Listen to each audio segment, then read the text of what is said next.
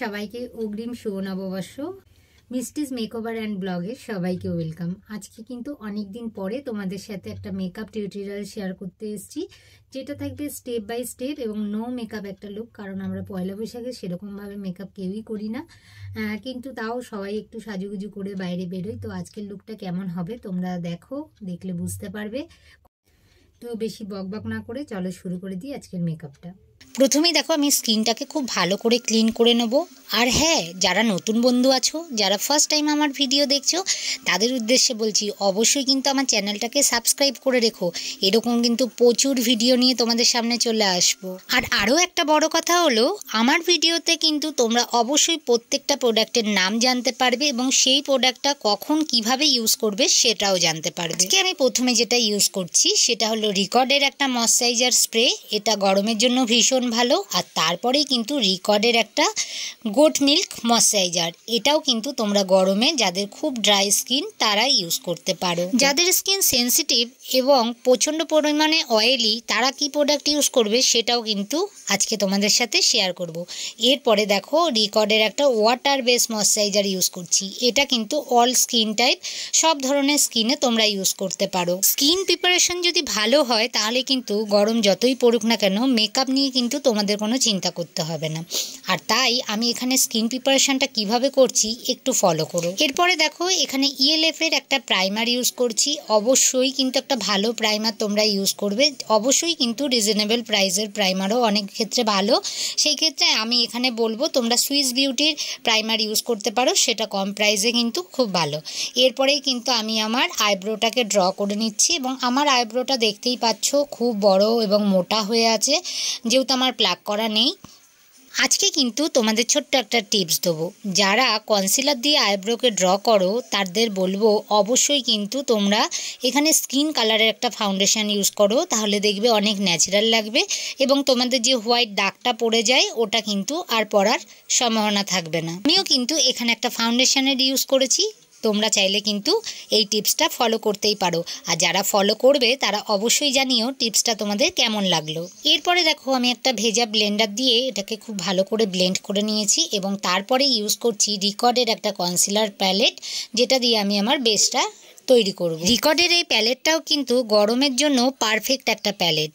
যারা নতুন makeup artist আছো, ভাবছো কি প্যালেট কিনবে, তাদের বলবো অবশ্যই কিন্তু তোমরা এই প্যালেটটা কিনতে পারো। এটা রিজনেবল প্রাইসে খুব ভালো। আমার যেখানে যেখানে একটু প্যাচি ভাব রয়েছে, ডার্ক সার্কেল রয়েছে, সেখানে দেখো আমার স্কিনের থেকে একটা ডিপ কালার নিয়ে আমি কারেকশান করেছি। তোমরা চাইলে কিন্তু অরেঞ্জ কারেক্টারও ইউজ করতে পারো। আর এরপরেই আমি ইউজ করব একটা ফাউন্ডেশন, যেটা আমার স্কিনের সাথে একদম ম্যাচ করে। ফাউন্ডেশন ইউজ করার সময় একটা কথা তোমাদের মাথায় রাখতে হবে যে ফাউন্ডেশনের কালার কিন্তু সবসময় তোমার স্কিনের কালার হবে। এরই প্রবলেম হয় যে মেকআপ কালো হয়ে যায় বা ফেটে যায়, তো তাদের এই জায়গাটাতেই একটা বড় ভুল থাকে। তোমরা কিন্তু অনেক লাইট কালারের ফাউন্ডেশন ইউজ করে থাকো, যার ফলে এই প্রবলেমগুলো হয়। তো ভিডিওটা দেখে যদি তোমরা কিছু শিখতে পারো বা জানতে পারো অবশ্যই কিন্তু কমেন্ট বক্সে আমাকে কমেন্ট করে জানিও। এরপরে দেখো আমি একটা ক্রিম ব্লাশ ইউজ করেছি। তোমাদের কাছে ক্রিম ব্লাশ যদি না থাকে তোমাদের কোনো চিন্তা করতে হবে না, তোমাদের যে থাকা যে কোনো পিঙ্ক কালারের লিপস্টিক দিয়েই কিন্তু তোমরা এই কাজটা করে নিতে পারো। আর এরপরেই যেই টিপসটা তোমাদের দেবো সেটা হলো, দেখো আমি এরপরেই কিন্তু হাইলাইটারটা ইউজ করছি। এই সময় যদি তোমরা হাইলাইটার ইউজ করো তাহলে কিন্তু মেকআপ হবে একদম গ্লোয়িং একটা মেকআপ। তো এই টিপসটা তোমাদের কেমন লাগলো অবশ্যই জানিও। এরপরে দেখো আমি একটা লুজ পাউডার দিয়ে মেকআপটাকে সেট করে নিচ্ছি এবং ফাইনাল রেজাল্টটা কেমন হয় বা কতটা গ্লো আসে সেটা কিন্তু তোমরা সাথে থাকলেই দেখতে পাবে। পরে আমি যেই আইশ্যাডো প্যালেটটা ইউজ করছিলাম সেখান থেকে একটা ব্লাশ কালার নিয়ে আমি জাস্ট একটু ব্লাশ করে নিচ্ছি এবং এই প্যালেটটা থেকেই কিন্তু আমি কন্ট্রোলিংটাও করে নেব। যেহেতু তোমাদের কাছে খুব বেশি প্রোডাক্ট থাকবে না, সেহেতু যে কোনো একটা আইশ্যাডোর প্যালেটই কিন্তু তোমরা ইউজ করতে পারো, যেটা তোমরা আইশ্যাডো ব্যবহার করতে পারবে, তোমরা ব্লাশও ইউজ করতে পারবে, প্লাস কন্ট্রোলও করতে পারবে। এরপরে দেখো একটা ডার্ক ব্রাউন কালার নিয়েছি, যেটা দিয়ে আমি আমার নোজটাকে কন্ট্রোল করছি। যাদের কাছে কন্ট্রোল থাকবে না তারা কিন্তু অবশ্যই এরকম ডার্ক কালারের আইশ্যাডো ইউজ করতে পারো। এবং পুরো মেকআপটাকে সেট করে নিচ্ছি আমি এই ময়েশ্চারাইজার লোটাসের ডার্ক ব্রাউন কালারটা দিয়ে আমি আমার লিপের লাইনটা ড্র করে নিচ্ছি। এইভাবে যদি তোমরা লিপস্টিক পরো, লিপস্টিক দেখতে অনেক সুন্দর লাগবে। এবং যারা নিউড কালার লিপস্টিক পরতে ভালোবাসো না, আমি বলে দিচ্ছি তোমরাও কিন্তু নিউড কালার লিপস্টিকের প্রেমে পড়ে যাবে। মানে আমি নিউড কালার লিপস্টিক পরলাম, কিন্তু তোমরা চাইলে কিন্তু ডার্ক কালার লিপস্টিকও পরতে পারো, সেটাও ভালো লাগবে। এরপরে আইশ্যাডোর জন্য আমি একটা কালার ইউজ করেছি, ডার্ক ব্রাউন কালারটা, এবং এখানে একটু মোটা করে কাজল পরে নিয়েছি। আমি আজকে লাইনার একদমই ব্যবহার করিনি, এবং তারপরে আবারও দেখো ময়শ্চারাইজারটা স্প্রে করে নিয়েছি। ভেজা অবস্থায় কখনোই কিন্তু স্কিনে হাত দেবে না। ভেজা অবস্থায় তোমাদের স্কিনটাকে খুব ভালো করে আগে শুকিয়ে নিতে হবে, এবং শুকানোর পরে দেখো গ্লোটা কতটা সুন্দরভাবে আসছে।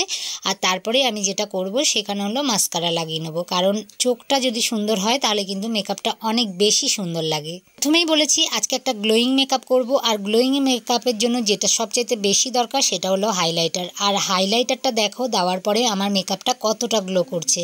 তোমরাও কিন্তু এইভাবে হাইলাইটার ইউজ করে দেখো, আশা করি তোমাদেরও কিন্তু খুব ভালো লাগে। হাইলাইটার লাগাবার সময় অবশ্যই কিন্তু গলা এবং কানে লাগিয়ে নেবে, তাহলে বেশটা দেখবে আরও সুন্দর লাগছে। আর তারপরে একটা লাল ছোট্ট টিপ পরে নিয়েছি।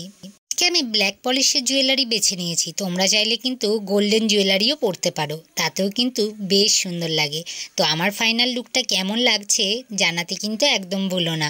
আর চলো এবার আমার হেয়ারটা রেডি করে নিই। তো ফাইনালি দেখতে পাচ্ছ আমি কিন্তু একদম রেডি। আমি একটা কাল হেয়ারস্টাইল করেছি, তোমাদের ভালো লাগলে কিন্তু তোমরা এরকম হেয়ারস্টাইল করতে পারো। আর আমি দেখো একদম ওপেন হেয়ারের উপরে রেখেছি। তো আজকের ভিডিওটা কেমন লাগলো অবশ্যই জানিও।